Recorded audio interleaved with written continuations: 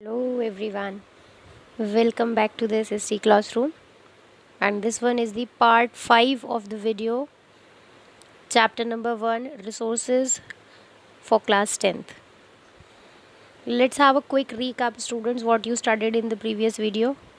Classification of the resources, सभी classification आप बहुत ही ब्रीफली स्टडी कर चुके हैं. On the basis of origin, on the basis of exhaustibility, on the basis of ownership, and on the basis of development. All you have studied in the previous videos. Now what we are moving towards the next topic, that is the resource planning. Obviously this chapter is about the resources. तो resources के types पढ़ने के बाद आप उसकी resource planning के बारे में जानेंगे. What is resource planning? किसे कहते हैं, क्या मतलब है? तो resource planning is a technique और स्किल ऑफ प्रॉपर और judicious use of resources. Resource planning means when what ever is the resource, like through the example I am explaining. आप किसी भी एग्जाम्पल को ले लीजिए, जैसे कि पेट्रोलियम काफ़ी एक्सपेंसिव भी है, हमारे लिए बहुत ज़्यादा ज़रूरी भी है. इसकी रिसोर्स को यूज़ करने की प्लानिंग करना वो बहुत ज़रूरी है. क्यों? टेक्निक्स के थ्रू. टेक्निक्स मीन्स देखिए, एक तो टेक्निक्स का हमारी यूज़ होती है रिसोर्सेज को डिग आउट करने में. हम तब तक किसी भी रिसोर्स को एक्सट्रैक्ट नहीं कर सकते जब तक हमारे पास उससे रिलेटेड टेक्नोलॉजी अवेलेबल ना हो. और अगर हमने सही टेक्नोलॉजी और सही टेक्निक्स का इस्तेमाल नहीं करा तो वो रिसोर्सेज ख़राब भी हो सकती हैं, यूज़लेस हो सकती हैं, वेस्ट हो सकती हैं. हो सकता है कि उसमें से हम काफ़ी सारी चीज़ें वेस्ट कर दें. तो proper technique is required and skill of proper judicious use.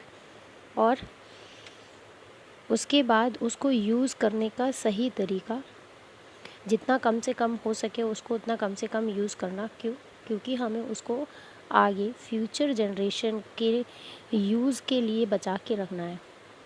That is why resource planning is very important. And everywhere in the world, every country did it. सभी कंट्रीज़ जो है इस चीज़ की प्लानिंग करती हैं. क्या इस चीज़ के लिए, रिसोर्सेज के लिए रिसोर्स प्लानिंग करते हैं? इंडिया में उसके लिए कोई अलग से डिपार्टमेंट है? नो. इंडिया में इसके लिए कोई भी अलग से डिपार्टमेंट नहीं है जो कि रिसोर्स प्लानिंग पर वर्क करता हो. इंडिया में रिसोर्सेज पर सिर्फ गवर्नमेंट वर्क करती है.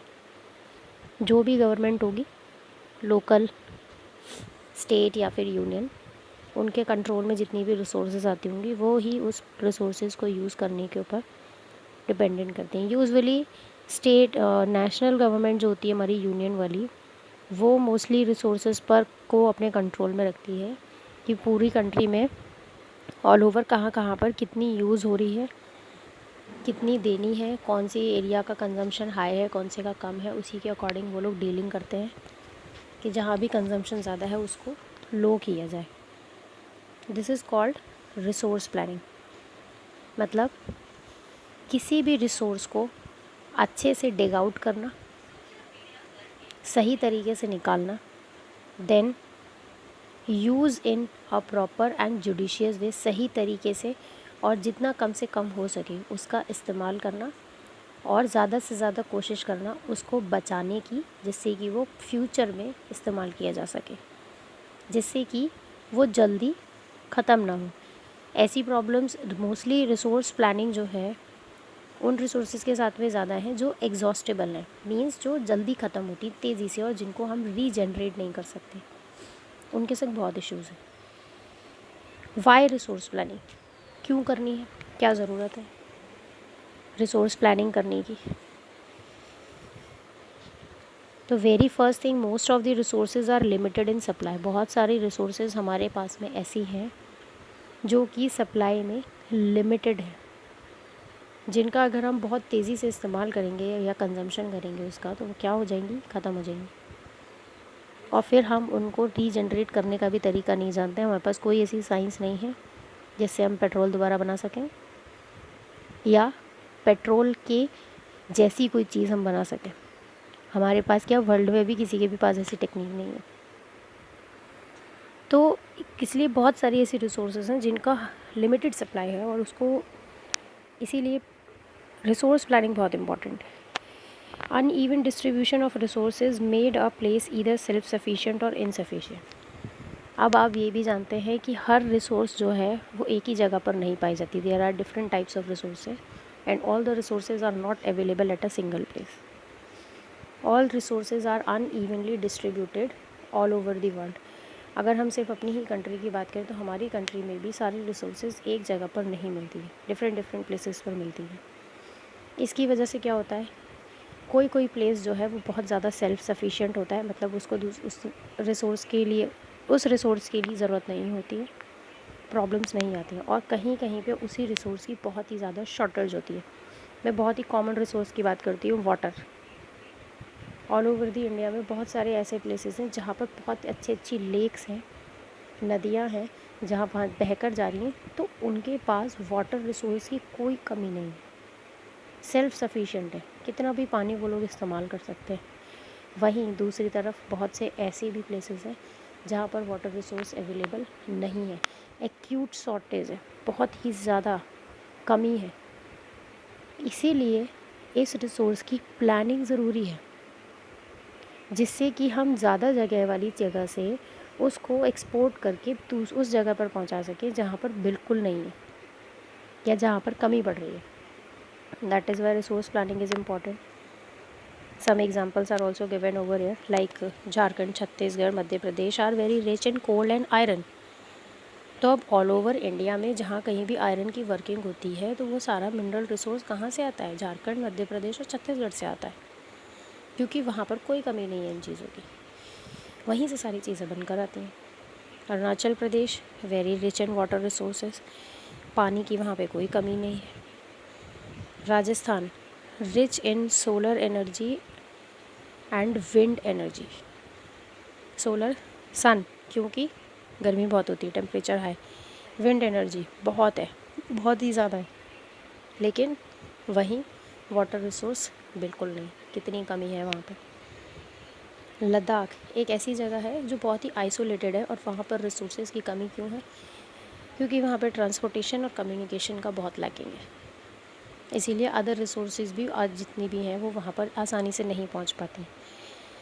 Then over utilization of resources leads to population. फिर उसके बाद मान लीजिए अगर हम रिसोर्स प्लानिंग नहीं भी करते हैं, ठीक है, तो फिर क्या होगा, जिसके पास ज़्यादा है वो उसको उतनी ही, जैसे कहते हैं ना हम कि जैसे सपोज़ आपको बहुत सारी चीज़ें आपकी पसंद वाली खाने को मिल जाएं एक साथ, तो क्या होता है, और ये सारी पसंद की फेवरेट फ्रूट मिल गए, सब खा रहे हैं, लेकिन उसके बाद क्या होता है, फिर आप उसको पूरा नहीं खा पाते, then it go waste.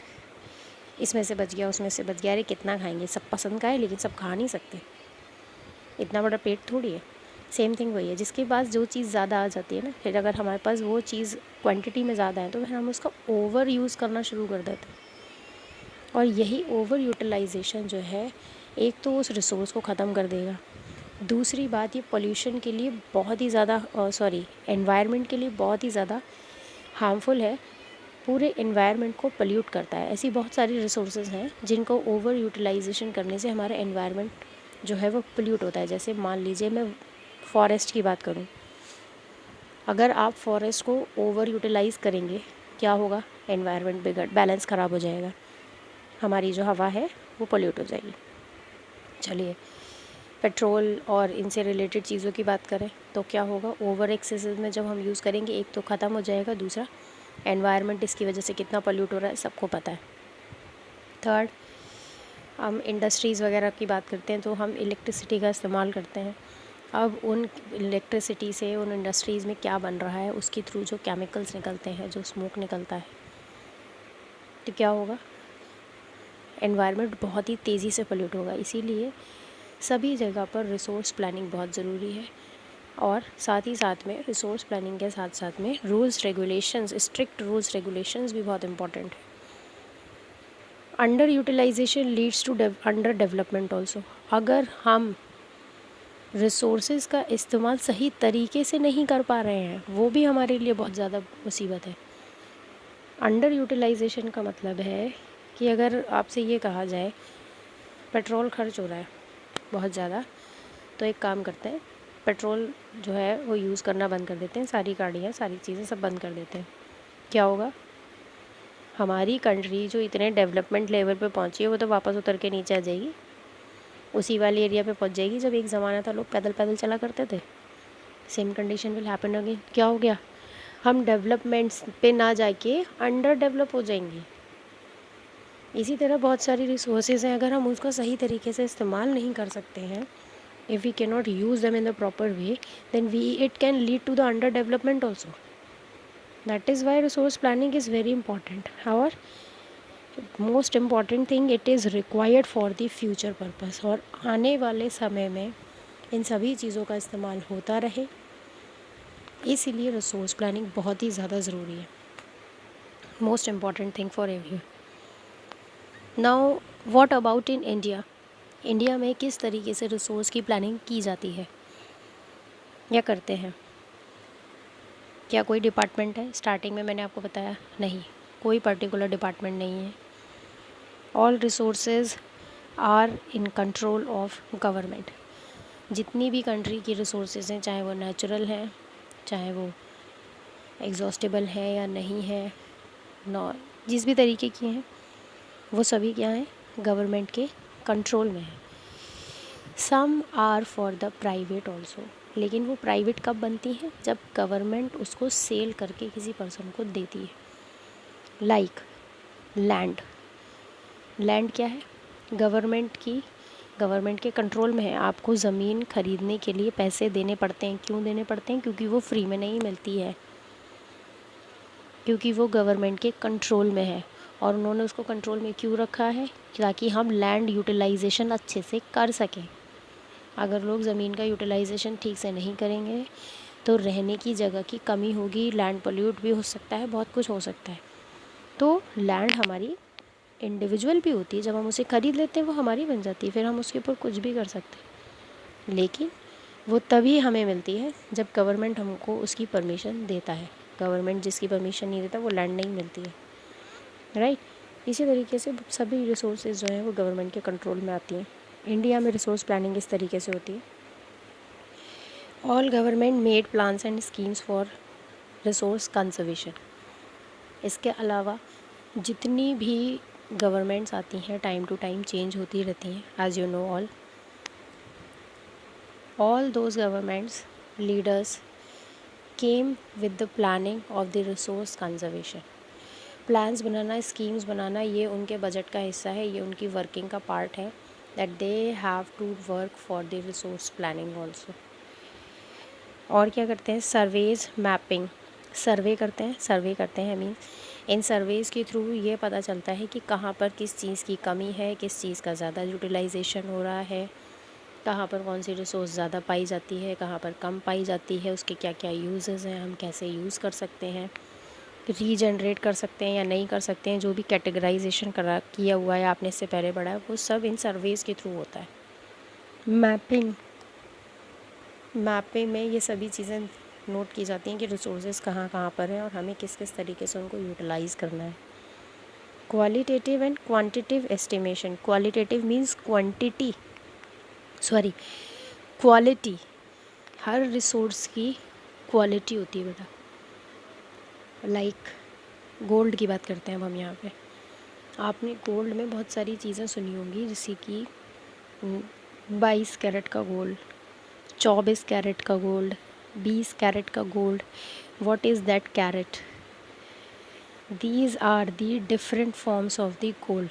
It means ये जो कैरेट है वो गोल्ड की प्योरिटी को डिफ़ाइन करता है। जितने ज़्यादा कैरेट हैं उतने ही ज़्यादा उसकी प्योरिटी है, शुद्धता उसकी गोल्ड की।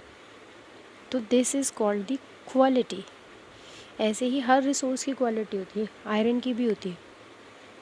एक बहुत ही घटिया वाला आयरन भी आता है और एक बहुत ही हाई क्वालिटी वाला भी आता है। इंडिया में दोनों पाए जाते हैं, घटिया वाला भी, अच्छा वाला भी। जैसे कपड़े में भी होता है सस्ता लो क्वालिटी वाला, वैसे ही ब्रांडेड अच्छी क्वालिटी वाला। ऐसे ही रिसोर्सेज में भी क्वालिटी होती है और प्लस क्वांटिटी, कौन सी रिसोर्स किस जगह पर कितनी क्वांटिटी में है, इसका पूरा एस्टिमेशन बनाया जाता है। और ये पूरा आपका जैसे सेंसस होते हैं उसमें भी होता है, बाकी जो गवर्नमेंट आती है वो सर्वेस के थ्रू टाइमली हर 5 साल बाद इसका एस्टिमेशन लेते रहते हैं 1-2 साल में, जिससे कि पता चलता रहे कि कहाँ पे कौन कौन से रिसोर्सेज हैं। And then the measurement of the resources, हर रिसोर्स का मेजरमेंट होता है, कहाँ पर किस जगह पर कितनी रिसोर्सेज हैं, कितनी क्वांटिटी में है, कौन सी क्वालिटी की है। All of these things have to be done in this way. The resource planning is done in the India.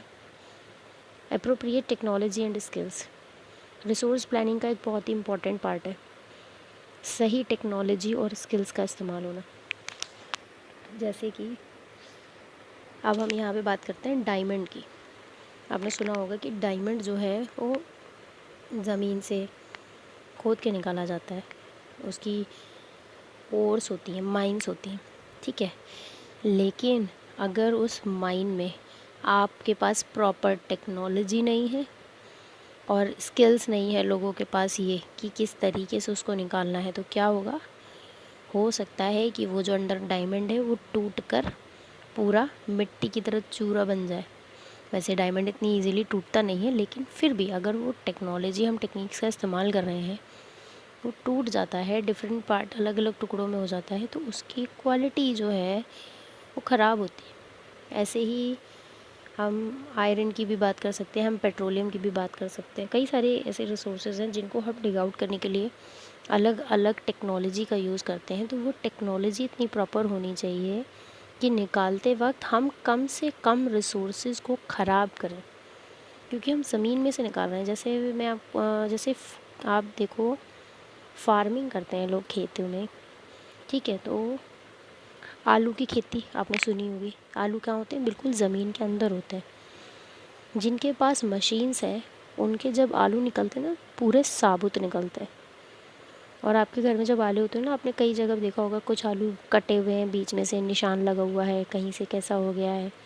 ऐसा क्यों होता है? वो लोग जो हाथों से, खुरपी से या फावड़े से उसको ज़मीन में से निकालते हैं, या फिर मशीन्स उनको प्रॉपर तरीके से यूज़ करनी नहीं आती, तो उससे क्या होता है, वो आलू में कट लग जाता है और बहुत से आलू कट कर वहीं मिट्टी में ख़राब हो जाते हैं। तो इससे क्या होगा, अगर इस तरीके से हम लोग सही टेक्नोलॉजी का यूज़ नहीं करें, तो इसका मतलब उसके कुछ आलू तो साबुत निकलेंगे, वो मार्केट में बिक जाएंगे। जो कटे पट्टे निकलेंगे वो सब बेकार हो जाएंगे, या तो वो खुद यूज़ करे या फिर वो बेच दे, गाय भैंसों को खिलाए।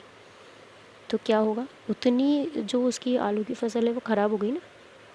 सेम विद द रिसोर्सेज, सही टेक्नोलॉजी, सही स्किल्स का अगर इस्तेमाल नहीं किया जाएगा तो क्या होगा, रिसोर्सेज ख़राब होंगी डिग आउट करते टाइम। वो बहुत इम्पॉर्टेंट है। Institutional setup for the resource development, इसी के साथ साथ में गवर्नमेंट को इंस्टीट्यूशनल सेटअप करने की बहुत रिक्वायरमेंट है कि एक इंस्टीट्यूट इसके लिए प्रॉपर तरीके का बनाए। वैसे बहुत सारे हैं, लेकिन एक पर्टिकुलर सिर्फ रिसोर्स डेवलपमेंट का इंस्टीट्यूशन नहीं है। अलग अलग रिसोर्सेज पे वर्क करते हैं लोग। लाइक अगर मैं फार्मिंग की बात करूँ, एग्रीकल्चर की, तो लैंड रिसोर्स का इस्तेमाल होता है, लेकिन उन्होंने उसके लिए एक एग्रीकल्चरल डिपार्टमेंट पूरा अलग बनाया हुआ है। वो रिसोर्स के नाम से नहीं जाता, लेकिन वो वर्क उसी के ऊपर करता है। तो इस तरीके से काफ़ी सारे सेटअप्स हैं इंस्टीट्यूशन के, those who are working for the resource planning. तो इस तरीके से रिसोर्स प्लानिंग जो है वो की जाती है। तो in this video you studied students what is resource planning and why it is important and how resource planning is done in the India में किस तरीके से रिसोर्स प्लानिंग की जाती है। All of these things you studied in this chapter, and let's study further material in the next video. Thank you so much for today.